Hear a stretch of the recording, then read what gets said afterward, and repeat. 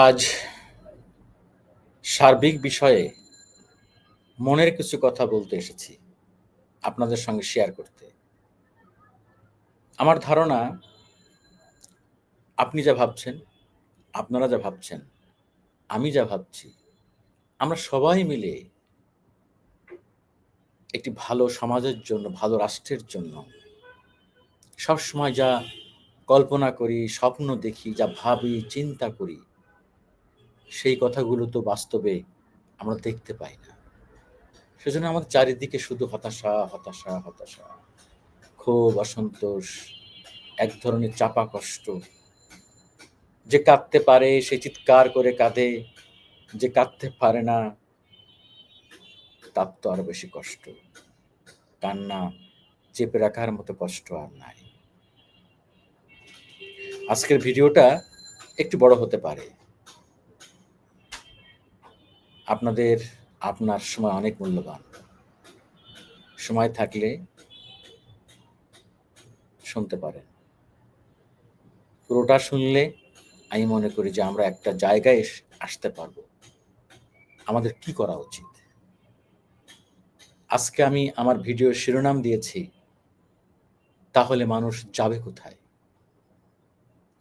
আসলে শুধু রাজনীতি না, আমি সামগ্রিকভাবে বলেছি, মানুষ আসলে যাবে কোথায়?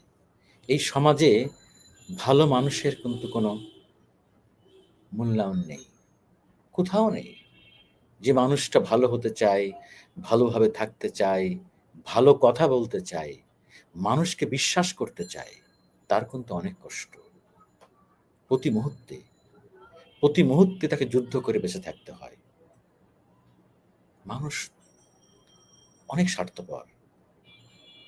পশুর চেয়েও কখনো, কখনো মানুষ খুব হিংস্র এবং স্বার্থপর। মাঝে, মাঝে মনে হয়, মানুষকে মনে হয় স্বার্থপর করেই সৃষ্টি করা হয়েছে। মানুষ প্রতিহিংসাপরায়ণ, মানুষ অন্যেরটা দেখে কষ্টে পায়, অন্যের ভালো সহ্য করতে পারে না।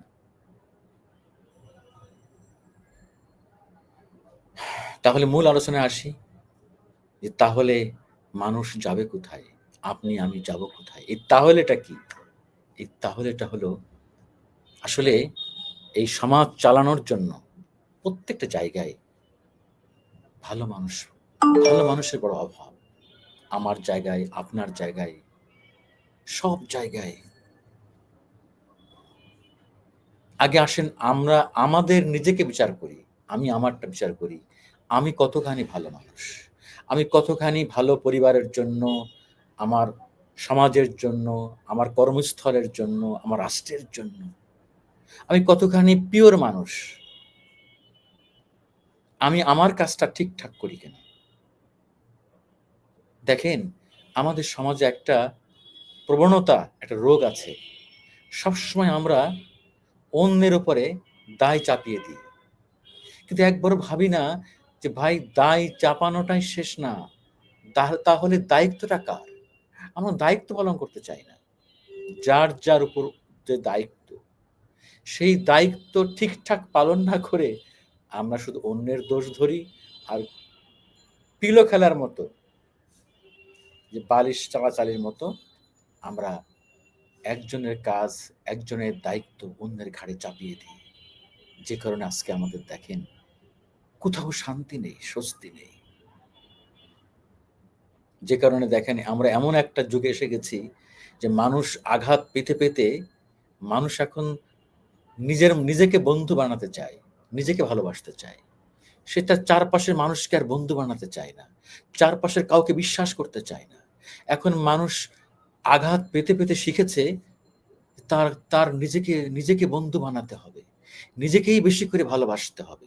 ভালো থাকতে হলে ১ম এই তাকে তার নিজেকে ভালোবাসতে হবে।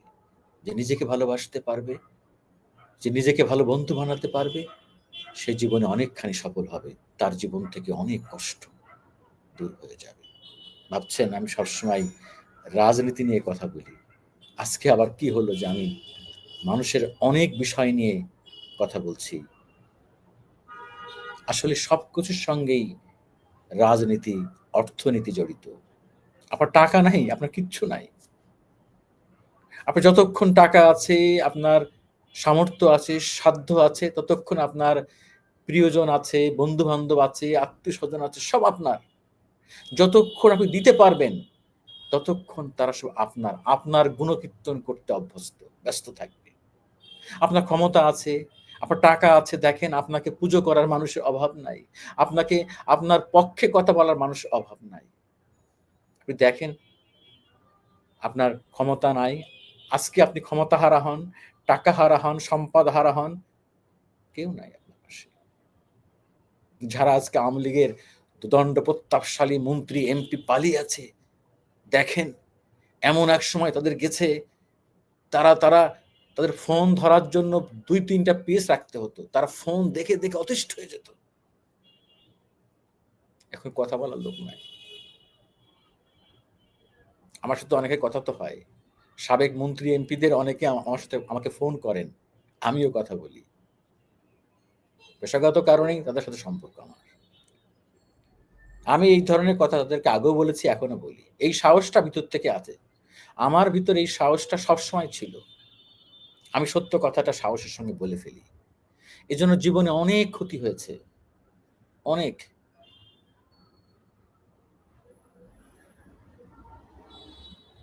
যাই হোক, বলছিলাম মানুষ যাবে কোথায় তাহলে? আসেন, ১ম এ আসি যে রাজনীতিতে। আজকে দেখেন আমরা আওয়ামী লীগকে খারাপ বললাম। আওয়ামী লীগ ফ্যাসিস্ট, আওয়ামী লীগ টানা ১৭ বছর ক্ষমতায় থেকে দেশটাকে শেষ করে দিয়েছে। লুটপাট করে, ক্ষমতার অপব্যবহার করে, টাকা পাচার করে। হ্যাঁ, করেছে তো। মানুষ গুম করে। এটা তো সত্য। কিন্তু আমরা কি ভালো হতে পেরেছি? আওয়ামী লীগ যে ভুলগুলো করেছে, আওয়ামী লীগ যে খারাপ কাজগুলো করেছে, সেই কাজগুলো কি আমরা ছাড়তে পেরেছি? যদি আওয়ামী লীগ মব সৃষ্টি করে থাকে, আওয়ামী লীগ গণপিটুনি দিয়ে মানুষ মেরে থাকে, আমরা কি তাই করব? করব না। করতে হয় না। আমরা একটু ভালো মানুষ চাই, ভালো বাংলাদেশ চাই, ভালো রাজনীতি চাই। আমরা এখন খারাপ, খারাপ উদাহরণ টেনে আরেকটা খারাপ সৃষ্টি করে আমরা কি জাস্টিফাই করব? কোথায় যাব আমরা? কোথায় আমাদের লক্ষ্য? আমাদের লক্ষ্য হওয়া উচিত যাতে বাংলাদেশে আর কোনো ফ্যাসিস্ট তৈরি না হয়। আমাদের লক্ষ্য হওয়া উচিত যাতে বাংলাদেশে কোনো ভেজাল মানুষ তৈরি না হয়, কোনো প্রতারক তৈরি না হয়, রাজনীতিবিদের নামে কোনো লুটেরা, দুর্নীতিবাজ, ক্ষমতা অপব্যবহারকারী তৈরি না হয়, কোনো জুলুমবাজ তৈরি না হয়। ঠিক? কিন্তু আমরা আফসোস চারিদিকে কি দেখতে পাচ্ছি? হ্যাঁ, নির্বাচন নিয়ে আমি অনেক কথা বলেছি। ওই নির্বাচনটা চাই, ভোটটা চাই এই সংকট থেকে বাঁচার জন্য। আমি জানি কিন্তু, বুঝি, বুঝতে পারি যেই নির্বাচন আমরা চেয়েছিলাম, যেই ভোট ব্যবস্থা আমরা চেয়েছিলাম, যুগের পর যুগ ধরে আমার ভোট আমি দেব। আমি যাকে নেতা চাই তাকে বেছে নেব। আমার ভোটটা ঠিকঠাক দিতে পারবো। আমি স্বাধীনভাবে কথা বলতে পারবো। আমার ভোটটা ঠিকঠাক গণনা হবে। আমি মার্কা দেখে ভোট দেব না। আমি ভালো মানুষ দেখে ভোট দেব। আমি যোগ্য মানুষ দেখে ভোট দেব এবং তার পক্ষে কথা বলতে পারবো। পারবো কি? আগামী থেকে সেই দিন আসছে। সেই পরিবেশ সৃষ্টি হয়েছে? হয়নি তো। হবে? দেখি না তো। আশ্বাস পাই না তো। কি কি কি চাইলাম আমরা? কি প্রত্যাশা করলাম আর কি পাইলাম? দেখেন, কয়েকটা ঘটনা একটু শেয়ার করি। আমরা কেমন বাঙালি আর কেমন বাংলাদেশী জাতি, উদ্ভট আমাদের চরিত্র। আমাদের মধ্যে যে কোনো রকম পরিবর্তন হয় না, এদের একটা উদাহরণ দিই। আপনারা মিলাই নেন। আপনি মিলাই নেন। যেদিন ডক্টর ইউনূস সাহেব পদত্যাগ করবে বলে খবর দিলেন কে? নাহিদ সাহেব, এনসিপির আহ্বায়ক, যাকে বাংলাদেশে মিডিয়ায় তেমন একটা পাওয়া যায় না। উনি তো আরেকজন শেখ হাসিনার উপরে বলা যায়। উনার মধ্যে এক ধরনের দাম্ভিকতা আমরা দেখতে পাচ্ছি। এটা নিয়ে আমি আলাদা কথা বলব। আগে এই পয়েন্টে আসি। বিবিসিকে উনি বললেন ডক্টর ইউনূস সাহেব পদত্যাগ করতে চেয়েছে, ভালো কথা। আমরা মেইন স্ট্রিম মিডিয়া জানতে পারলাম না। একটা ঘটনা আপনারা দেখি যে দেখেন আমাদের এই ২৪-এর গণ অভ্যুত্থান যে কতখানি সারশূন্য, কতখানি ব্যর্থ, এই খবর ছড়িয়ে পড়ার সঙ্গে সঙ্গে অদ্ভুত একটা রাতারাতি পরিবর্তন তৈরি হয়ে গেল। ওপার বাংলায় আমলীগের সব পলাতক নেতারা একদম লাগেজ গোছানো রেডি করা শুরু করলো যে আমরা কেমনে হাতা গোটায় এসে প্রতিশোধ নিব, আমরা আসছি ভাই, ফিরে আসছি। কাউয়া কাদের বলতে চাই না, একটা মানুষকে অসম্মান করতে চাই না, ওবায়দুল কাদের তিনিও দেখলাম হঠাৎ, যার কোনো খোঁজ খবর নাই, এত মাস পরে আবার তিনি গর্তের থেকে বেরিয়ে আসলেন।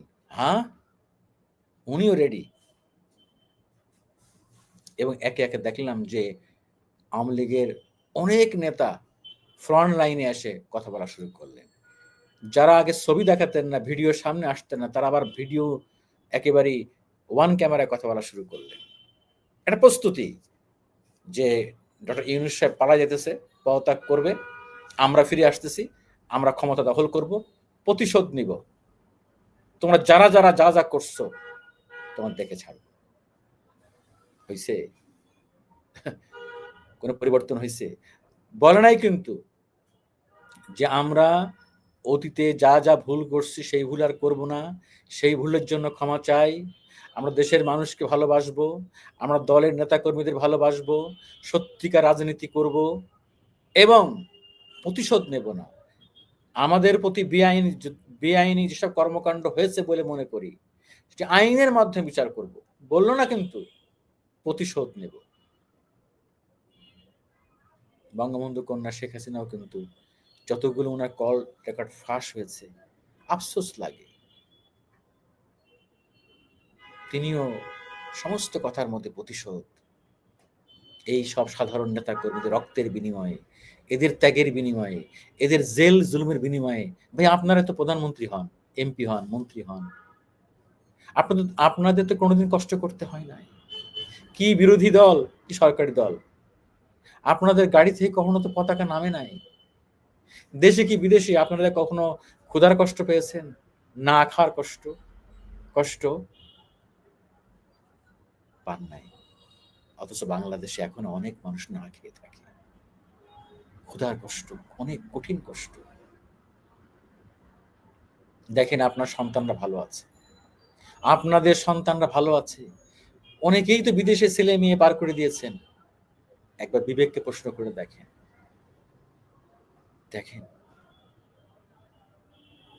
দুই একটি সত্য কথা আমি বলতে শুনেছি, ওই যে আওয়ামী লীগ নেতা রাশেক আহমেদ, সম্ভবত ওনার নাম রাশেক, আর একজন স্বপন সাহেব যে আওয়ামী লীগের হুইপ ছিলেন,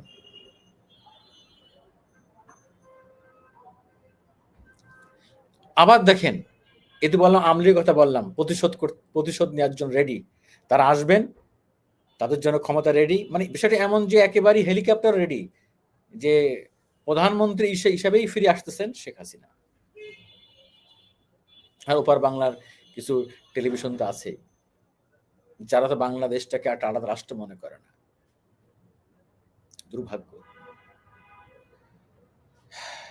একটু ভিডিও বড় হচ্ছে, আমি আপনাদের কষ্ট দিচ্ছি, ভালো লাগলে শোনেন, গ্যাপ দিয়ে শুনলে পুরোটাই বুঝতে পারবেন না। আবার কি দেখলাম, এদিকে আবার কান্নাকাটি, কান্নার রোল পড়ে গেল তাদের মধ্যে, বিপ্লবীদের মধ্যে। তাদের এখন কি হবে? তারাও লাগেজ গোছানো শুরু করলো, দেশ থেকে চলে যেতে হবে। ভাই, এটা কিসের বিপ্লব করলেন? কেন রে ভাই? আপনাদের দেশ ত্যাগ কেন করতে হবে? ওনারা আসবেন, হাতা গুছাইতেছেন, ইনারা গুছাইতেছেন লাগেজ। সত্য কথা, খবর নিয়ে দেখেন। সাংবাদিক হিসেবে আমরা ওই ২৪ ঘন্টার অনেক খবর জানি আমরা। তাহলে এরকম সৎ সাহস নিয়ে আপনাদের বিপ্লব করার দরকারটা কি ছিল? বিপ্লবের সবটুকু ক্রেডিট তো আপনারা হাইজ্যাক করে নিয়েছেন, ছিনতাই করে নিয়েছেন। আর আমাদের প্রধান উপদেষ্টা বিদেশে যে এক অনুষ্ঠানে বলেই দিয়েছিলেন যে আন্দোলনের পিছনে ছিল এক মাস্টার মাইন্ড। হাহারে, কত লোক রক্ত দিল, কত লোক জীবন দিল 15 বছরে, কত লোক গুম হয়ে গেল। তখন তোকে মাস্টার মাইন্ড দেখি না রে ভাই। আরে ভাই, এটা করছে মহান আল্লাহ পাক। 15-17 বছরের বহু মানুষের কান্না, অত্যাচারের কান্না, এটা আল্লাহর ফাইসাল্লাহ। এই কিছু আবাবিল পাখিদের পাঠিয়ে আল্লাহ এই বিপ্লব সাধন করে দিয়েছে। আর আপনারা কিছু লোক, আমি আপনাদের যে ত্যাগ আন্দোলন এটিকে খাটো করছি না, কিন্তু আমি মনে করি পুরা বিষয় নিয়ে কিন্তু একটা তদন্ত হওয়া উচিত। এই আন্দোলন ধাপে ধাপে কারা নেতৃত্ব দিয়েছে, কারা বেশি ত্যাগ স্বীকার করেছে, কারা রক্ত দিয়েছে বেশি, কারা জীবন দিয়েছে বেশি, কারা সংগঠিত হয়েছে বারবার। আর আমলিগ যে বলে চক্রান্ত হয়েছে শেষ মুহূর্তে, বাইরে ওটা আপনাদের ভুল, ওটা আপনাদের তকদির, ওটা আল্লাহ করাবে। আপনারা ওই ভুলই করবেন। আজকে আবার শুনলাম আমাদের প্রবাসী সাংবাদিক ফজলুল বাড়ি ভাই, সম্ভবত বাড়ি ভাই অস্ট্রেলিয়া আছেন, ওনাকে দিয়ে একটা ইন্টারভিউতে আমাদের সাবেক স্বরাষ্ট্রমন্ত্রী কামাল সাহেব, আমার পরিচিত, উনি দেখলাম বলছেন, অনেক কিছুই বলছেন, তার মধ্যে একটি কথা বলি, শেয়ার করি, হয়তো আপনারা এর মধ্যে শুনেছেন। বলছেন ওনার শোনার সব রাগ ক্ষোভ সেনাবাহিনী প্রধানের উপরে। 4 তারিখ রাতেও সেনাবাহিনী প্রধান কথা দিলেন যে বিষয়টা আমরা দেখছি, আমাদের পর ছেড়ে দেন। এরপরে আমরা আমাদের নেতাকর্মীদের উঠাই নিলাম। যদি উনি পুলিশের পরে ছাড়তেন না পারতেন, তাহলে পুলিশ এবং আওয়ামী লীগের নেতা কর্মীরাই যথেষ্ট ছিল। একটা কথা উনি বলেছেন, উনি বলতে পারতেন যে শেখ হাসিনা প্রধানমন্ত্রীকে আমরা দেশ ত্যাগ করেছেন, কিন্তু আমরা এরপরে তোমরা রাস্তায় নামলে আমরা শক্ত হতে দমন করব। উনি বলেন নাই কেন? এটাই খুব,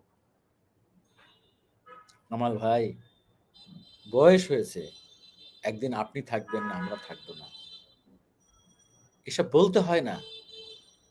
আপনাদের কাছ থেকে মানুষ কি শিখবে, কি শিখবে, কি আপনাদের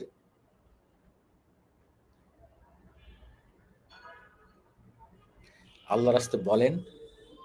এই ঘটনার জন্য আপনাদের যে ব্যর্থতা সেটা স্বীকার করেন, সাংগঠনিক ব্যর্থতা। আপনাদের দলে ভালো মানুষ সৃষ্টি করতে পারেন নাই, আপনাদের দলের ত্যাগী নেতা কর্মীদের আপনারা মূল্যায়ন করেন নাই। দলের মধ্যে তৈরি করেছেন লুটেরাদের, দুর্নীতিগ্রস্তদের মূল্যায়ন করেছেন, আর এক শ্রেণী হাইব্রিডদেরকে আপনারা লালন পালন করেছেন। ক্যাডার বাহিনী পালন করেছেন, হেলমেট বাহিনী পালন করেছেন। আপনার এলাকায় হেলমেট বাহিনীরা গোলাগুলি মারামারি করে নাই? দরকার ছিল না তো। আমি তো প্রায় বলি, মুক্তিযুদ্ধের নেতৃত্ব দিয়ে আওয়ামী লীগ ভালোভাবে দেশ শাসন করলে, গুড গভর্নেন্স দিলে মানুষ মাথায় করে রাখতো, আপনাদের ভোট দিয়েই ক্ষমতায় রাখতো। সুযোগ ছিল তো আপনাদের, ছিল। আরে ভাই, মানুষ যদি ভুল করে আপনাদের ভোট নাও দিত বা আপনারা পাস নাও করতেন, কি হইতো? আপনাদের বিরোধী দল থাকতেন, একবার দুবার প্র্যাকটিসটা করতেন, মানুষ যাচাই করতো যে না, আওয়ামী লীগের মধ্যে একটা দেশপ্রেম তৈরি হয়েছে, তারা দেশকে ভালোবাসে, তারা সত্যিকার রাজনীতি করতেছে, তারা ভালো রাজনীতিবিদ তৈরি করতেছে। দেখতেন আস্তে আস্তে আপনার জনপ্রিয়তা আকাশচুম্বী হতো। আর উন্নয়নের কথা বলেন, আরে ভাই, উন্নয়ন আপনারা করছেন, যারা ক্ষমতায় থাকে উন্নয়ন হয়, কিন্তু একটা জায়গায় উন্নয়ন করেন নাই, ভালো মানুষ সৃষ্টি উন্নয়ন করতে পারেন নাই, নিজেরা ভালো হওয়ার উন্নয়ন করতে পারেন নাই। উন্নয়ন করেছেন লিপ সার্ভিস। আর সবচেয়ে যেটি আমাদের পিছিয়ে গেছে, যেটা হলো আমাদের প্রতিরক্ষা ব্যবস্থা। কোথায় আমাদের প্রতিরক্ষা ব্যবস্থা? কোথায় আকাশ নিরাপত্তা ব্যবস্থা? আপনারা যে এত কিছু বলেন, আজকে যুদ্ধ হলে আমাদের, যাদের সাথে আমাদের যুদ্ধ যদি হয়, কি যুদ্ধ করবেন? কি দিয়ে যুদ্ধ করবেন? 1 ঘন্টাও টিকতে পারবেন না। এখন কি পদাতিক বাহিনীর যুদ্ধ হয়? ট্যাঙ্ক দিয়ে যুদ্ধ হয়? আমরা সেই যুগে আছি? যুদ্ধ আকাশ যুদ্ধ হয়। ইরান দেখেন নাই? ইসরায়েলের বিরুদ্ধে টিকেছিল কিসে? মিসাইলে, ক্ষেপণাস্ত্র দিয়ে। ফাত্তা 1, ফাত্তা 2, খাইবার 1, খাইবার 2 তারা নিজেরা তৈরি করেছে, রাশিয়ার প্রযুক্তি। কোথায় আমাদের ক্ষেপণাস্ত্র? কোথায় আমাদের ভালো ভালো মেধাবী ছেলেরা সব চলে যায় দেশের বাইরে, তারা নাসা গবেষণায় করতেছে, নাসায় যে গবেষণা করে। দুর্ভাগ্য।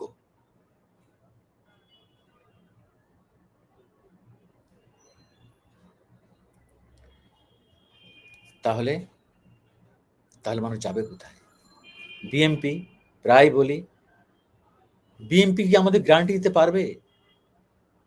আমরা যেই বাংলাদেশ চাই, যেই গুড গভর্নেন্স চাই, যেই সব কাজ আওয়ামী লীগ খারাপ কাজ করে গেছে তা তারা করবে না? পারবে? হয়তো মুখে বলবে, ওই লিপ সার্ভিস দিবে। আশা করার মতো দেখছি না কিছু। ক্ষমতায় আসবে, ভোট হলে ক্ষমতায় আসবে, তারপরে তারপরে কি হবে জানি না। কোথায় ভালো মানুষ? ভালো মানুষকে প্রার্থী বা মনোনয়ন দেওয়া হয় না। আগে খোঁজে নেতা, আগে খারাপ লোকজনকে মনোনয়ন দেওয়া হয়, এবং খারাপ নেতা খুঁজে ক্যাডার বাহিনী, মাস্তান বাহিনী। কোনো ভালো নেতাকে জ্ঞান দেওয়া যায়? তার জ্ঞানের দরকার নেই, জ্ঞান দিলে মাইন্ড করে। আমার ক্যাডার আছে। দেখেন না আওয়ামী লীগ আমলে কি হয়েছিল শেষের দিকে? এমপি প্রার্থীরা আর এমপিরা কি বলতো? আরে আমার ভোট লাগবে না। কর্মীদের তুচ্ছ তাচ্ছিল্য করতো ভোটারদেরকে। জানে তো আমি মনোনয়ন পাইলে পাস। মনোনয়ন পাওয়ার জন্যই তো সব বিনিয়োগ করতো, সমস্ত তেল ঢালতো। তাহলে কি হবে? মানুষ কাকে বেছে নেবে? আওয়ামী লীগ গেল, বিএনপির অবস্থা, বিএনপি পারতেছে না, তার দলের নেতা কর্মীদের কন্ট্রোল করতে পারতেছে না। সত্য কথা।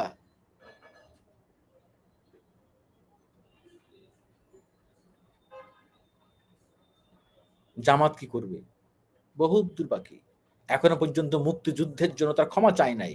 আরে বাবা, ওই রকম ইনিয়ে বিনিয়ে ক্ষমা চান কেন? আপনাদের বলতে হবে, মুক্তিযুদ্ধে জামাত মুক্তিযুদ্ধের বিরুদ্ধে অবস্থান নিয়েছিল, এটি আমাদের সবচেয়ে মস্ত বড় ভুল ছিল। আমাদের এই অবস্থান নেওয়ার কারণে বাংলাদেশের বহু মানুষের বাড়ি ঘরদোর পুড়েছে, ধর্ষিত হয়েছে, বহু মানুষের জীবন দিতে হয়েছে, বাংলাদেশের স্বাধীনতা আন্দোলন দীর্ঘায়িত হয়েছে। আমরা জাতির কাছে ক্ষমা চাই। এই জন্য ইনিয়ে বিনিয়ে ঘুরিয়ে ফিরিয়ে বলেন, লম্বা তেনা পেঁচায় বলেন, বরাবর কেউ কেউ বলতে চান ওইটা ছিল রাজনৈতিক সিদ্ধান্ত। আরে ভাই, ক্ষমা যদি চান তো ক্ষমা চার মতো চান না কেন?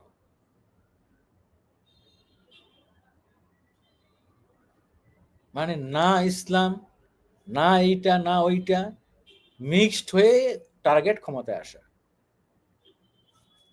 জানি না, ওই আপনারা মাইন্ড করবেন, কিচ্ছু বলার নাই। এনসিপি, দেখছেন তো এনসিপির কি অবস্থা? এনসিপির শীর্ষ নেতাদের সঙ্গে আফসোস, মেইন স্ট্রিম মিডিয়ার অনেকে ইন্টারভিউ নিতে পারেন না। খবর নিয়ে দেখেন, মেইন স্ট্রিম মিডিয়া অনেকেই তাদের সাথে কথা বলতে পারেন না, তারা এত ব্যস্ত। লিখে রাখেন, আপনাদের এমন একদিন আসবে আপনারা প্রেস লিস্ট ছাপানোর জন্য তদবির করবেন। আমি জানি এই কথা বলার পর অনেকে মাইন্ড করবেন, এটাই বাস্তবতা। 24শে গণ অভ্যুত্থানে আপনাদের যে সাকসেস, যে সফলতা, সেই স্বপ্ন কিন্তু ভেঙে চুরমার হয়ে গেছে।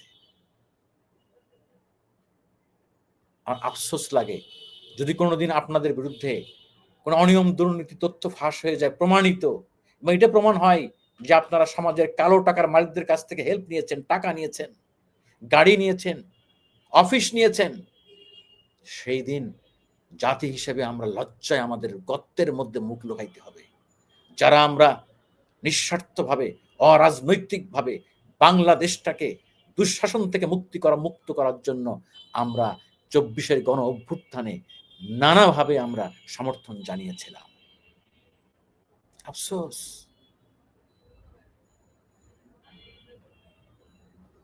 কি হবে তাহলে? মানুষ যাবে কোথায়? আরে ভাই, শেষ পর্যন্ত তো আমরা জানি এদিক রাজনীতিবিদদের দেশ চালাতে হবে। কোথায় আমাদের সেই সব স্বপ্নের রাজনীতিবিদ? কোথায় পাবো? এটি কি কোথাও কোনো দোকানে কিনতে পাওয়া যায় যে টাকা দিয়ে কিনে নিয়ে আসবো? যায় না তো। তৈরি হতে হয়। ত্যাগ তিতিক্ষার মধ্য দিয়ে। আপনি নেতা হবেন, আপনি সৎ হবেন না। আপনি নেতা হবেন, আপনি দুর্নীতিমুক্ত হবেন না। আপনি নেতা হবেন, আপনি লোভ লালসা ছাড়তে পারবেন না। তাহলে কিসের নেতা? আরে ভাই, নেতা হওয়া মানেই, রাজনীতির খাতায় নাম লেখানো মানেই আপনাকে একটি আত্মত্যাগের খাতায় নাম লেখানো। সারাটা জীবন আপনাকে বিসর্জন দিয়ে দিতে হবে মানুষের জন্য, মানুষের সেবার জন্য। কোথায় আমাদের সেই সব রাজনীতিবিদরা? এখন উল্টা রাজনীতি করে, নেতা হয় ক্ষমতার জন্য, টাকার জন্য, রাতারাতি বড়লোক হওয়ার জন্য, ধনী হওয়ার জন্য, ক্যাডার বাহিনীর প্রধান হওয়ার জন্য। ঠিক সি এই সব রাজনীতি 24-এর গণ অভ্যুত্থান থেকে শেখেন নাই। আমরা শিখছি না, এই দেশটাকে আমরা ধ্বংস করে দিচ্ছি নিজ হাতে। কেউ শিখছে না, কেউ ভুল স্বীকার করছে না, ক্ষমা চাচ্ছে না, বলছে আমার ভুল কোথায় দেখাই দেন। পাগল, আফসোস। আরে ভাই, তাহলে এতগুলো লোক খুন করলো কারা? এত ক্রাইম কারা করলো? আফসোস। ওই আমাদের এক সাংবাদিক একটি কন্টেন্ট বানিয়েছে, দেখলাম। গর্তে লুকাতে হবে। আমরা সবাই গর্তে লুকায় থাকবো আর না উঁচা উঁচু করে দেখবো দেশটা ঠিকঠাক হয়েছে কিনা, আমার নিরাপদ থাকার মতো ব্যবস্থা হয়েছে কিনা। নাক উঠায় উঠায় দেখবো মাঝে মাঝে কতজন গ্রেপ্তার হলো, কারে ধরছে, কারে ছাড়ছে। নাক উঁচায় দেখবো গর্তের থেকে যে আমি কতখানি নিরাপদ। আমি চুপচাপ থাকবো। মাঝে একদিন আমার সিনিয়র এক সাংবাদিককে বললাম, আপনি তো অনেক বড় এই রাজনৈতিক ভিতরে, আপনি একজন বড় খ্যাতিমান সাংবাদিক দাবি করেন, আসেন রাজনৈতিক পরিস্থিতি নিয়ে একটু আপনার সাথে আমি টক শো করি। না ভাই, আমার অত সাহস নাই। কে কখন ক্ষমতায় আসবে, কার বিরুদ্ধে কি বলবো, হাতে হ্যান্ডকাপ লাগাই দিবে, আমার মাথার মধ্যে হেলমেট পরাই দিবে, দরকার নাই। সাংবাদিকতা সত্য কথা বলবে না, সত্য লিখবেও না, ধান্দা। স্কিন সেভ করে চলবে সারা গায়ে তেল লাগায়া, আর মাখন খাওয়ার ধান্দা। আসিফ নজরুলের অনেক সমালোচনা আছে, সেটি একপাশে রাখলাম। গতকাল উনি একটা ইম্পর্টেন্ট কথা বলেছেন, সেটি হলো যে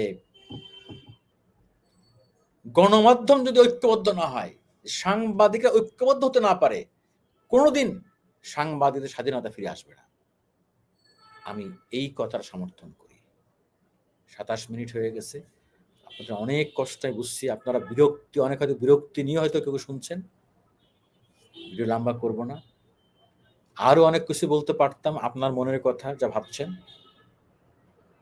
ওই শেষ কথা বলি, তাহলে মানুষ যাবে কোথায়? কোথায় যাব আমরা? কাকে বিশ্বাস করব? কাকে নেতা মানবো? কাকে ভোট দিব? কাকে ক্ষমতায় আনবো? কোন দলকে ক্ষমতায় নিয়ে আসবো? আমরা কবে ভালো হব? মানুষ কি আবার রক্ত দিবে? বারবার রক্ত দিবে, জীবন দিবে, দিতেই থাকবে? এভাবে একটি দেশ চলতে পারে না। সব ধোঁকাবাজি, প্রতারণা। শেষ করছি, ওই যে বলি, আশায় বুক বাঁধি, তবু আশায় বুক বাঁধি, আশাকে বাঁচিয়ে রাখতে হবে। হতাশ হওয়া যাবে না। তোমার ডাক শুনে যদি কেউ না আসে, একলা চলো। যদি তোর ডাক শুনে কেউ না আসে, তো একলা চলো। আসেন, নিজেকে বন্ধু বানাই, নিজেকে বেশি করে ভালোবাসি, শেষ পর্যন্ত সাহসের সঙ্গে সত্য কথা বলি। বাকিটা ভবিষ্যৎ নির্বাচন করবে। অতীত আমার শিক্ষক, ভবিষ্যৎ আমাদের স্বপ্ন এবং সুযোগ, এবং বর্তমান হলো শক্তি। এই ব্রত নিয়ে আমরা আমাদের জীবনটাকে তৈরি করি, সমাজটাকে, দেশটাকে, এবং দেশকে সত্যিকার অর্থেই ভালোবাসি। আল্লাহ হাফেজ।